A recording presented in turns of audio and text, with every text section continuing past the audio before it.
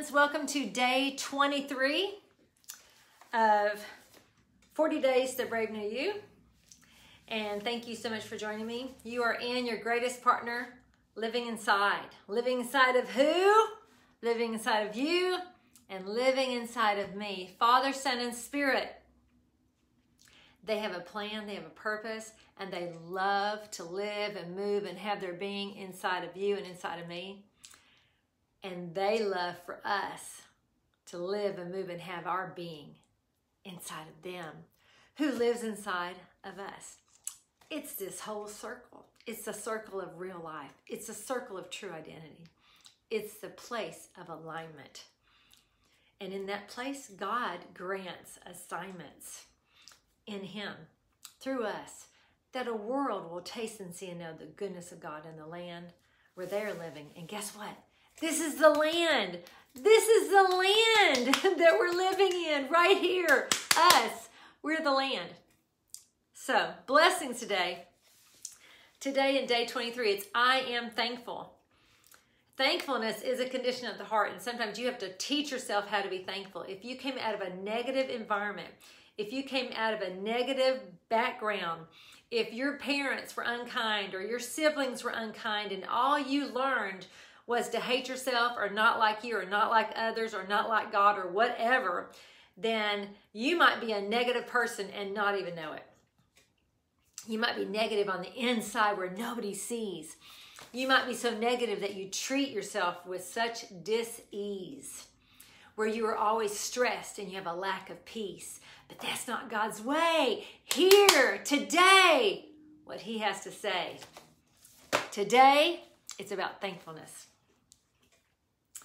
In Philippians 4, Jesus says, through the apostle and the author, the writer, Paul, he says, rejoice in all things, and to come to Him with thanksgiving.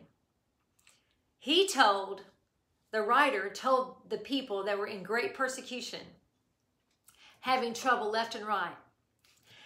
Listen, they were hugging each other and kissing each other on the cheek before they left because they didn't know if they were going to live. Listen, they were the ones that received the instructions from Paul to be thankful in all things. To be thankful in all things. What are you going to do with that? If He gave instructions to people that were fearful for their life and giving their lives over because of the great persecution they were under from standing in the place where they had received the revelation of the Christ, and they moved out of the law-based system of rules and regulations where their sins were absolved once a year by somebody else. They move away from a system of control. They move away from a system of tithing. They move away from a system of feasts and tabernacles and celebrating the shallow end, invited into celebrating the Christ, invited into the substance, who is Christ, invited into the relationship with Father, Son, and Spirit, and moving away from a system of religion. That's why they were persecuted. Strong persecution for leaving a religious system and moving into a real relationship with the true and living God. That was why they were under such persecution. And what did Paul say? Paul said, be thankful in all things. Rejoice in all things. Rejoice in all things. He said to these people that were going to die for their belief, their new belief system, because they left from unbelief into new belief, into actual trust. He said, hey, I want you to rejoice in all things.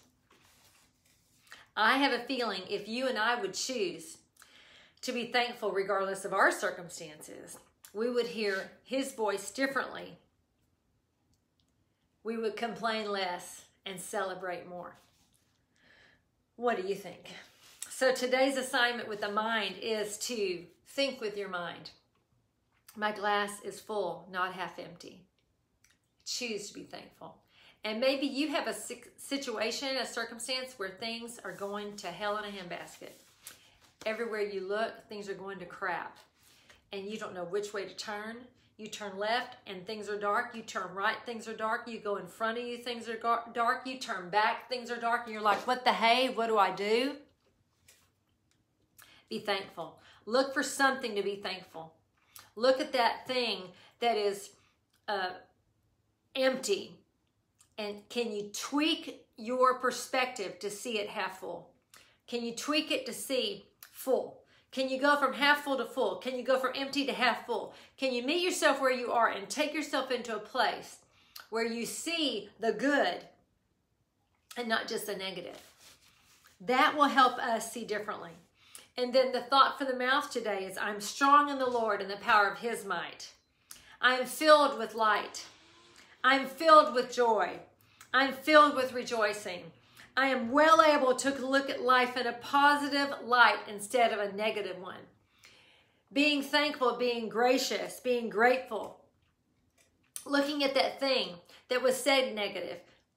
Looking at that thing and saying, what is the good from that? What is the goodness that is in that thing that was negative? What was said, but yet what's the good that can come from it? This negative circumstance happened. What's the good that can come from that? This demotion, what's the good that will come from that? This loss, what's the good that will come from that?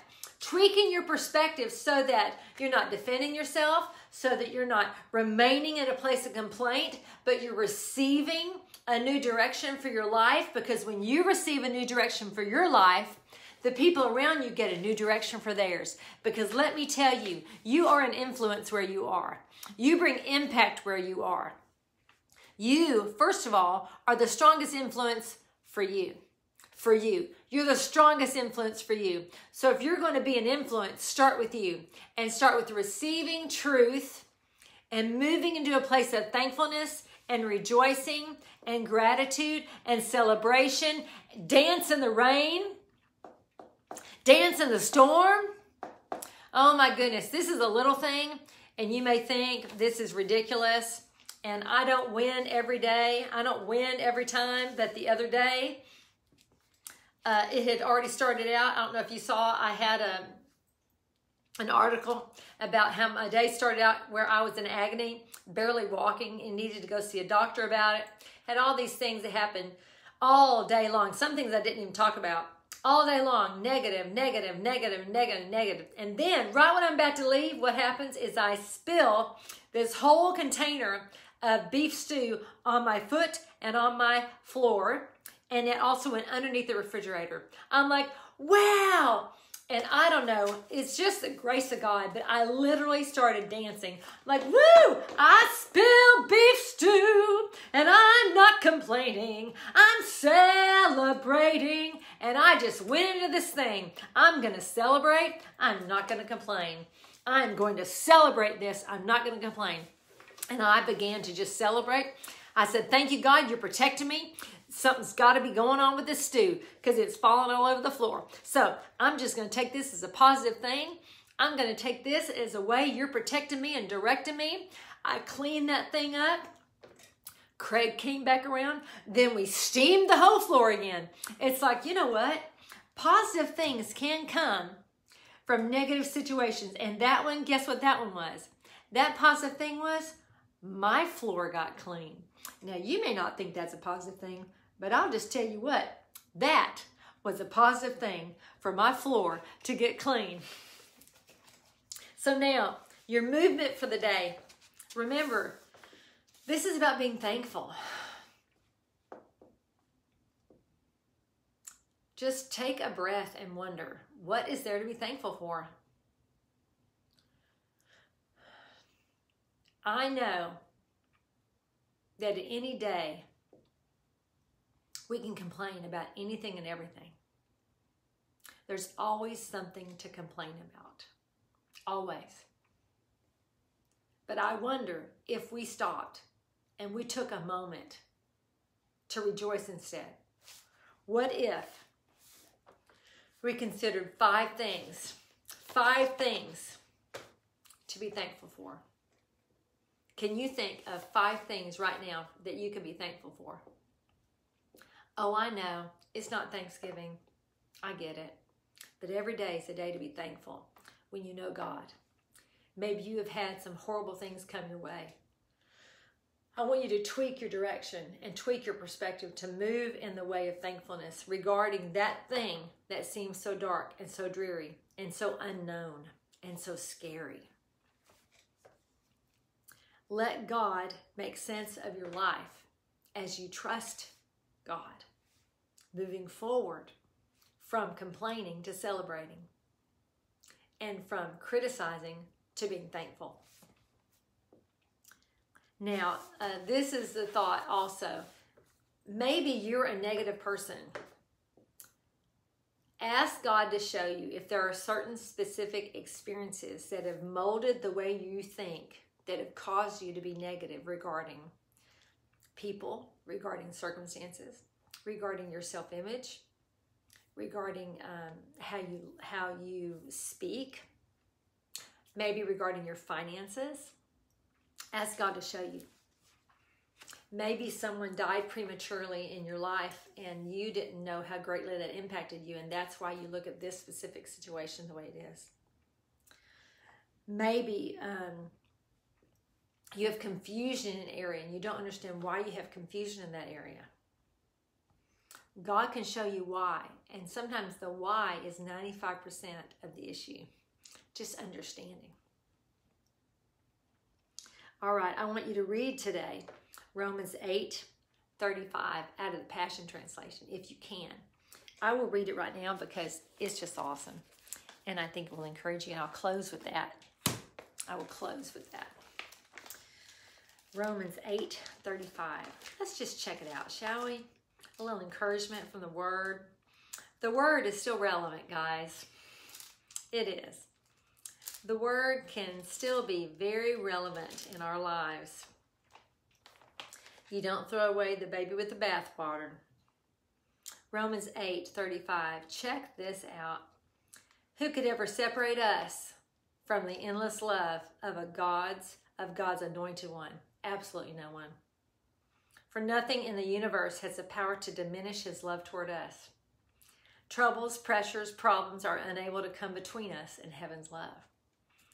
What about persecutions, deprivations, dangers, and death threats? No, for they are all impotent to hinder omnipotent love.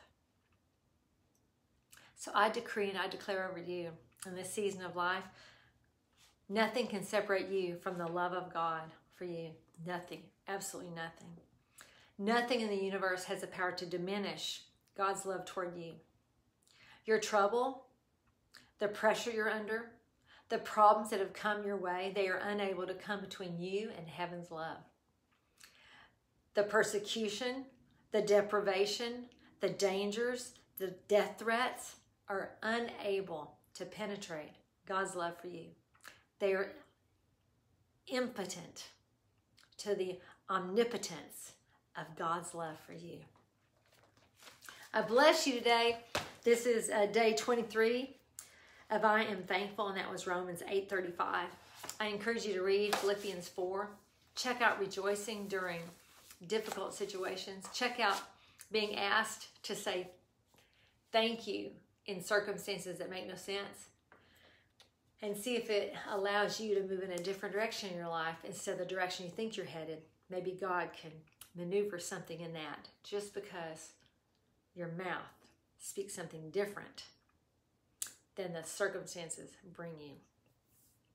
I bless you. This is Donna Reiners. Until soon. Bye.